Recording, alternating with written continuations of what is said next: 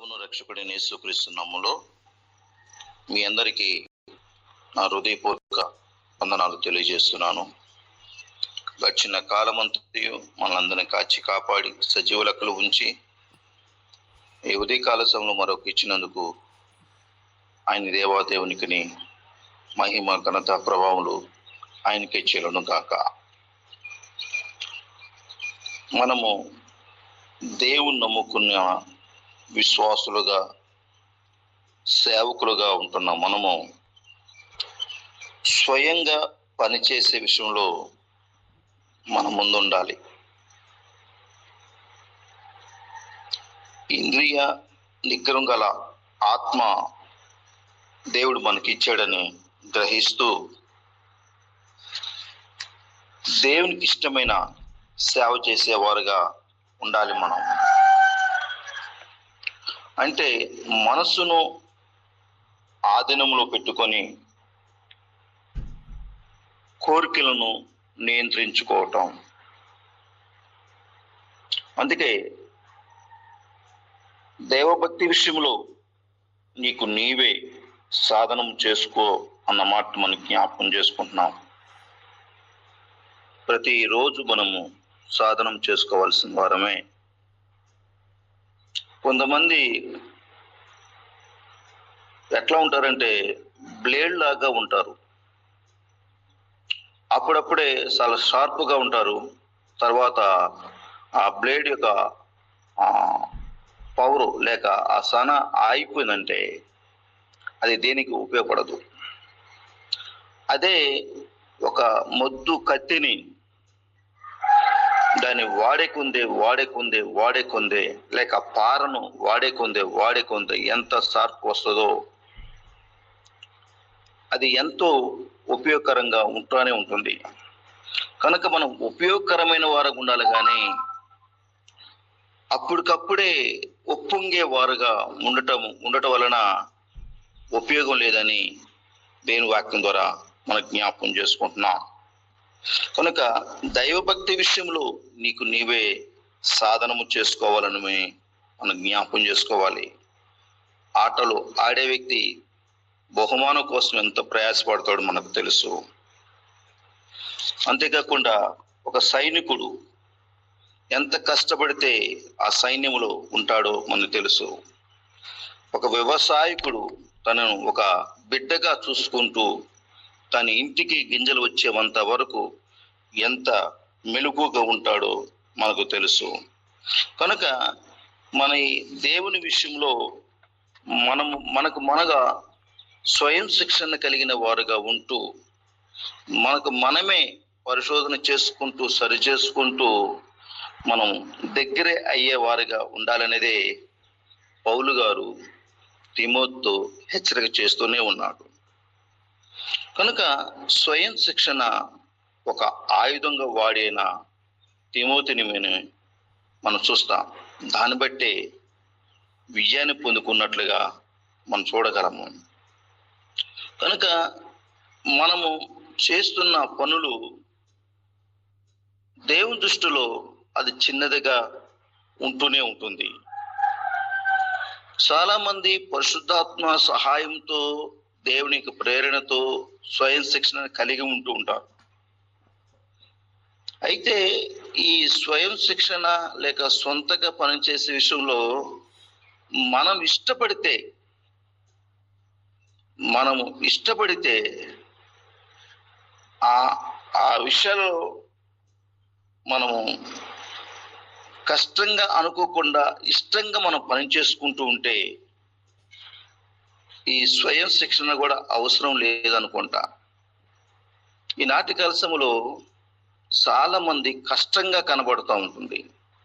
అది సేవ కావచ్చు, ఇంటి పరిస్థితులు కావచ్చు, లేక ఉద్యోగపరంగా కావచ్చు. కానీ దానిని ఇష్టపూర్వకంగా మనం చేస్తే దేవుడు దాన్ని ఇంకా అభివృద్ధి పరచగలడని మన వాక్యాల ద్వారా కూడా తెలుసుకుంటున్నాం. కనుక ఈ దినాన స్వయం శిక్షణ గురించిన కొన్ని మాటలు మనకు తెలుసు. చిన్న చిన్న విషయాలే, కానీ దాన్ని మనం మర్చిపోతూ ఉంటాం, దాన్ని నిర్లక్ష్యం చేస్తూ ఉంటాం. కనుక వాటిని మరొకసారి దేవుడు మనకు హెచ్చరికలు చేస్తున్నాడని, లేక జ్ఞాపకం చేస్తున్నాడని ఇది అర్థం చేసుకుని మనం వాక్యానుసారమైన అనుభవంలోకి వెళ్ళటానికి ముందుకు సాగాలని ప్రభువుపేట మనం చేస్తున్నాను. ఈ దినాన మనము మనమే నాకు నేనే ప్రశ్న వేసుకోవాలి. ప్రతి గంట మన అనుదిన జీవితంలో దేవునితో ఎంత నడుపుతున్నాం, దేవుని చేత, దేవుని ద్వారా, దేవునితో మనం ఎలా నడిపించబడుతున్నాం, లేక నీకు ఇవ్వబడిన సమయాన్ని ఏ విధంగా నిర్వర్తిస్తున్నాం, దేవుణ్ణి నీకు ఇచ్చిన బాధ్యతను సక్రంగా నిర్వహిస్తున్నావా, క్రమం తప్పకుండా మనం ప్రార్థిస్తున్నాం. దేవుని స్తోత్రం. దీని విషయంలో ఈ CCM గ్రూపులో ఉంటున్న ప్రతి ఒక్కళ్ళు క్రమముగానే ప్రార్థన చేస్తున్నారు. అందుని బట్టి దేవునికి వందనాలు. అయితే ఇక్కడ ప్రార్థించుటకును ఉపవాస ఉండుటకును సమయాన్ని కేటాయిస్తున్నావా? చాలా మంది ప్రార్థించడానికి మాకు సమయం లేదండి అని అంటూ ఉంటారు. అయితే మనమే సమయాన్ని కేటాయించుకోవాలి, తెలివిగా సమయాన్ని ఉపయోగించుకోవాలి. రేపటి దినము కానీ, వచ్చే నెల కానీ, సంవత్సరంలో కానీ ఏ పని చేయాలో అనే విషయాన్ని ప్రణాళిక కలిగిన వారుగా ఉండాలి. క్రైస్తవ జీవితంలో మనకన్నీ తెలుసు, చేస్తున్నాం, ఒకసారి మర్చిపోయి ఉండవచ్చేమో. అయితే ఉదయకాలము 5 గంటలు నిద్రలేచుట ద్వారా 5 గంటల నుంచి 7 గంటల వరకు బైబిల్ చదవడం ద్వారా, ప్రార్థించడం ద్వారా ఈ సమయం మనకు ఎటువంటి ఆటంకం ఉండదని మనం అర్థం చేసుకోవాలి. దేవుని సన్నిధిలో గడపటం, తగిన సమయాన్ని తగిన విధంగా మనము ఆత్మీయంగా ఎదగగలము. మనం బద్ధకంగా ఉన్నట్లయితే మన ఆత్మీయ జీవితము ఎండిపోయిన విధంగా ఉంటుందని గమనించాలి. యేసుక్రీస్తు మొట్టమొదటిగా నమ్మినప్పుడు ఎంత ఆత్మీయంగా ఉన్నావో ఇప్పుడు చూస్తే దానికన్నా ఘోరంగా ఒక్కోసారి కనబడుతున్నామేమో. కారణం ప్రార్థన సమయానికి, బైబిల్ చదవటానికి, సహవాసములు కలిగి ఉండటానికి దూరం ఉంటున్నామేమో. ఒకసారి మనం జ్ఞాపం చేసుకోవాలి. దేవుడు నిన్ను నన్ను పిలుచుకున్నాడు. ఆ పిలుపుకు తగిన మనం ఇష్టంగా పని చేయటం అవసరం. మనం దేవుని యొక్క ఆజ్ఞ కింద ఉన్నామని కూడా మనం గుర్తు కలిగి ఉండి మనం ఇష్టపూర్వకంగా పని చేయాలని ప్రభువుపేట మనం చేస్తున్నాను. మనం సమయాన్ని ఎక్కువగా మనం చాలా జాగ్రత్తగా వాడుకోవాలి. ఈ సమయంలో మనం ఒత్తిడి గురి కాకుండా మన లక్ష్యాన్ని సమర్థవంతంగా చేరుకోవటానికి మనం సమయాన్ని చాలా ఉపయోగించుకోవాలండి. ఈ సమయంలో మనం క్రమముగా ఉపయోగించుకున్నట్లయితే, నేను ఏ విషయం మాట్లాడుతున్నానో మీకు అర్థమవుతుంది అనుకుంటున్నా. స్వయం శిక్షణకు సంబంధించిన కొన్ని విషయాలు మాట్లాడుతున్నాను. మనం ఒత్తిడి తగ్గించుకునే వారుగా ఉంటాం, లక్ష్యాన్ని సాధించే వారుగా ఉంటాం, మనం మన పనుల మధ్య సమతుల్య కలిగిన వారుగా ఉంటాము, మన పనులకు ప్రాధాన్యత ఇచ్చే వారుగా ఉంటున్నాము. ఎంత పెద్ద పనులైనా దాన్ని విభజించి ఏది ప్రాముఖ్యమో దాన్ని ముందు చేసే వారుగా ఉంటున్నాం. కనుక ఇవన్నీ అలవాట్లు కలిగి ఉండటం వల్ల మనం అభివృద్ధికి చేయగలమనే మాట మనం గమనించాలి. అలవాట్లు చేసుకోవటం వల్ల, సమయము మనం అలవార్చుకోవటం వల్ల మీరు మరింతగా క్రమశిక్షణలో ఉంటున్నాం మనము. దేవుని స్తోత్రం. మరొకసారి దేవుడు ఈ మాటల ద్వారా హెచ్చరిక చేస్తున్నాడు. ఉపవాస ప్రార్థన, ఫలభరితమైన జీవితం కలిగించే ఈ ప్రార్థన, వాక్య పఠనం, మనము ఎవరి కోసం ప్రార్థన చేస్తున్నామో మనకు తెలుసు. వాళ్ళ పేర్లు రాసుకుంటున్నాం, వారి కొరకు విజ్ఞాపన ప్రార్థనలు చేస్తున్నాం. కనుక వీటి విషయంలో మరి ఎక్కువగా ప్రథమ స్థానం తీసుకుంటూ ముందుకు సాగాలని ప్రభుపేట మనం చేస్తున్నాం. బైబిల్ చదవటం మనం మర్చిపోవద్దు. పరిస్థితులు సమయమును మనకి ఇవ్వకపోయినా మనమే సమయం తీసుకొని బైబిల్కి ప్రాధాన్యత ఇచ్చేవారుగా ఉండాలని ప్రభుపేట మనం చేస్తున్నాం. అందరూ బైబిల్ చదువుతున్నారని నమ్ముతున్నాను. బైబిల్ చదవటం వల్ల మనకి, దానికి లోపడటం వల్ల మనకి ఏమిటి లాభం అంటే, ఆత్మీయ ఎదుగుదల కోసం మనం కలిగి ఉంటాం. పాపములోను పడిపోకుండా ఉండటానికి బైబిల్ చదవటం వల్ల మనకు ఉపయోగకరంగా ఉంటుంది. ఆరోగ్యాన్ని, స్వస్థతను మనకు దేవుడు అనుగ్రహిస్తూ ఉంటాడు. దేవుడు మనల్ని వర్ధిలింప చేస్తూ ఉంటాడు. బుద్ధిపూర్వకంగా, స్వేచ్ఛగా దేవుని మార్గము నడుచుకోవడానికి సహాయపడుతుంది. కనుక బైబిల్ చదవటం మనం అలవాటు చేసుకున్నాము, ఒకసారి ఆపివేసి ఉన్నామేమో. కనుక మరొకసారి హెచ్చరిక చేస్తుంది, మనం స్వయం శిక్షణలో ఇష్టపూర్వకంగా మనం చేస్తూ ఉంటే మనము దేవునికి దగ్గరగా ఉండగలమని రూపేట మనం చేస్తున్నాము. మన ఆర్థిక వ్యవహారాల విషయంలో కూడా మనము చాలా జాగ్రత్తగా ఉండాలని దేవుని వాక్యం చెలవిస్తున్నది. ఏది అవసరమో అది మనం ఉపయోగించుకోవాలి, ఏది అవసరం లేదో వ్యర్థముగా చేయకూడదు అనేది మనం జ్ఞాపకం చేసుకోవాలి. మన సంబంధాలను నిలబెట్టుకునే వారుగా ఉండాలి. దేవుడు మనకి ఇచ్చిన వారితో ప్రత్యేకమైన సమయం ఇస్తూ వారితో కేటాయిస్తూ ఉంటే వారిని మనం పోగొట్టుకోలేము. వారి మాటలు మనం వినకుండా నిర్లక్ష్యం కలిగిన వారు ఉంటే వారు మనకు దూరం అయ్యే అవకాశం ఉంటుంది. సంబంధం కలిగిన వారు నమ్మకంగా ఉంటారు, గౌరవంగా ఉంటారు, ప్రేమ కలిగిన వారు ఉంటారు. దానిని చక్కగా నిలబెట్టుకోవడానికి ప్రయత్నం చేస్తుంటారు. కనుక మన జీవితంలో మనం ఎలాగూ ఉండాలనేది మనకి ఇక్కడ మనం జ్ఞాపకం చేసుకుంటుంది ఏంటంటే,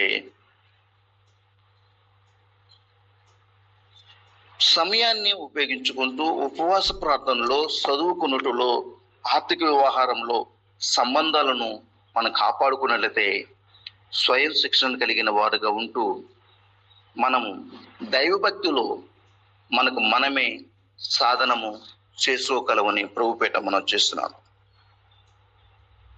మనం నీతి కలిగిన పనులు మనం చేయాలి. ఇంట్లో కానీ, ఉద్యోగంలో ఉన్నప్పుడు కానీ, నువ్వు చేసే ప్రతి స్థలాల్లో క్రమశిక్షణ జీవితం కలిగిన వారు ఉండాలి. వ్యర్థమైన వాటిని మనం విడిచిపెట్టాలి. మన దేవుడు రాజాతి రాజు, ఆయన కొరకు మనం పని చేస్తున్నామని మనం జ్ఞాపం చేసుకోవాలి. మనం ఎక్కడికి వెళ్ళినా, కూర్చున్నా, లేచినా, నడిచినా, ఏం చేసినా ఆయన మహిమపరిచే వారుగా ఉండాలని ప్రభుపేట మనం చేస్తున్నాం. కొలస్సీ రాసిన పత్రిక 3వ అధ్యాయం 17వ వచనం మనం చూస్తున్నాం. కొలస్సీ రాసిన పత్రిక 3వ అధ్యాయం 15వ వచనంలో మనం చూస్తున్నాం. మాట చేత గాని, క్రియల చేత గాని మీరేమి చేసినను ప్రభువైన యేసు ద్వారా తండ్రి అయిన దేవునికి కృతజ్ఞతాస్తుతులు చెల్లించుచు సమస్తమును ఆయన పేరట చెయ్యుడి. నీతి కలిగిన పనులు సమస్తమును ఆయన పేరట చేయాలి. దేవుడు అధికారం కలిగిన వాడు. ఆయన స్వభావానికి, ఆయన గుణ లక్షణాలకి మనం అనుకూలంగా ఉండాలి.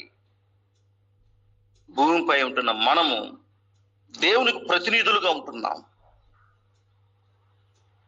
మన ప్రవర్తనలు దేవునికి అంగీకారంగా ఉండాలి. భూమిపై ఉంటున్న మనము ఆయన శరీరములో, దేవునికి శరీరములో మన అవయవాలుగా ఉన్నాం కాబట్టి మనము లోకాన్ని దేవుని చెందుకు చేర్చే వారుగా, మనం నీతి కలిగిన వారుగా ఉండాలని ప్రభుపేట మనం చేస్తున్న మాట చేతనే కానీ, క్రియ చేతనే కానీ మీరేం చేసినా ప్రభువైన యేసుక్రీస్తు ద్వారా తండ్రి అయిన దేవునికి కృతజ్ఞతాస్తుతులు చెల్లించు సమస్తమునకు ఆయన పేరట చేయుడు అని మాట చూస్తున్నాం. కనుక నీతి పని కలిగిన వారిగా ఉంటూ ఉండాలి. కోప స్వభావము మనలో ఉండకూడదండి. త్వరగా కోపడటం వల్ల సహవాసాన్ని కోల్పోతున్నామండి. ఈ కోపంలో మంచి ఉంటుంది, చెడు ఉంటుంది. కనుక ఒకసారి నాశనానికి చేసే అవకాశాలు కూడా ఉంటాయని జ్ఞాపకం చేసుకోండి. చాలా మంది అంటారు, నా కోపము నాకు అనుకూలంగా ఉందండి, కోపడద్దు అని అనవద్దని మీరు చెప్పొద్దు అనేది చాలా మంది చెప్తూ ఉంటారు. కానీ దేవుని వాక్యమును పడవద్దు నువ్వు వాక్యం చదివిస్తుంది. కోపములోని మనం పాపం చేసే వరకు ఉంటున్నాం. కనుక మనము మన ఆధీనంలో పెట్టుకొని దేవుని మహింపరిచే వారికి ఉండాలి, కానీ ఇతరులకు గాయపరుస్తూ దేవుని నామాన్ని అవమానం తెచ్చే వారుగా ఉండకూడదు. మన తలంతులు అభివృద్ధి చేసుకోవాలి, కానీ బలా నమ్మకమైన దాసుడిగా ఉండాలి, కానీ మరి పాతి పెట్టబడిన దాసుడిగా మనం ఉండకూడదని, దేవుని సంతోషపెట్టే కార్యాలు మనం చేయాలని ప్రభుపేట మనం చేస్తున్నాము. మన సంభాషణ కూడా దేవునికి ఇష్టంగా ఉండాలి. మనం మాట్లాడే ప్రతి మాటలు మరి ఒకనాడు లెక్క అప్పచెప్పవలసిన మాటను జ్ఞాపం చేసుకోవాలి. మత్తయి సువార్త 12:36 మనం చూస్తున్నాం. మనుషులు పలుకు వ్యర్థమైన ప్రతి మాటను గూర్చి విమర్శను మనం లెక్క చెప్పవలసి ఉన్నది అని మాట చూస్తున్నాం. నాలుక చాలా శక్తివంతమైనదిగా ఉంటుంది కాబట్టి మనము దాని యొక్క ఫలితాలు మనం అనిపిస్తూ ఉంటాం. కాబట్టి మనం చాలా జాగ్రత్తగా ఉండాలని ప్రభు పేట మనం చేస్తున్నాను. ఎటువంటి వ్యక్తులతో మనం స్నేహం చేస్తున్నామో జ్ఞాపం చేసుకోవాలి. దుష్ట సాంగత్యము మంచి నడవడిని చెరుపునని వాక్యం చదివిస్తుంది. కనుక మనం స్వయం శిక్షణ కలిగిన వారుగా ఉన్నప్పుడే, ఇది ఎవరి కోసం అంటే దేవుని సంతోష పెట్టే వారుగా ఉండాలి.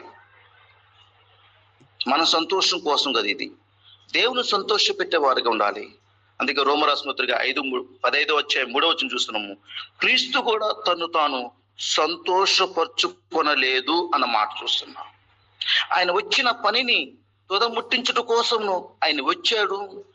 మరి ఆయన చేయవలసిన పనిని చేసి ఆయన అందరి పాప క్షమాపణతో కలవరసలు రక్తము సిందించి ఆయన చనిపోయి 3వ దినాన్ని తిరిగి లేచి మరలా రాబోతున్న, ఆయన పరలోకం చేర్చబడి మరలా రాబోతున్న దేవుడు తన పని విషయంలో దేవుని మహింపరచడం కోసము తను తానుకు సంతోషపరచుకోవలేదంట. కనుక ప్రభునందు ప్రియమైనలారా, మనము ప్రాకారము లేక పాడైపోయిన పురములు ఎంతో తన మనసును అణుచుకోలేని వాడు అంతే అన్నమాట జ్ఞాపం చేసుకోవాలి. సామెతలు 25:8 చూస్తున్నాము. ప్రాకారము లేక పాడైపోయిన పురములు ఎంతో తన మనసును అణుచుకోలేని వాడును అంతే. కనుక ఈ విషయాన్ని బట్టి మనం జ్ఞాపం చేసుకోవాల్సిన మాట ఏంటంటే, మనము దేవునికి శిక్షణలో కలిగి ఉంటూ మనం సాధన చేసుకున్నట్లయితే మనం ఆత్మీయంగా ఉండగలము.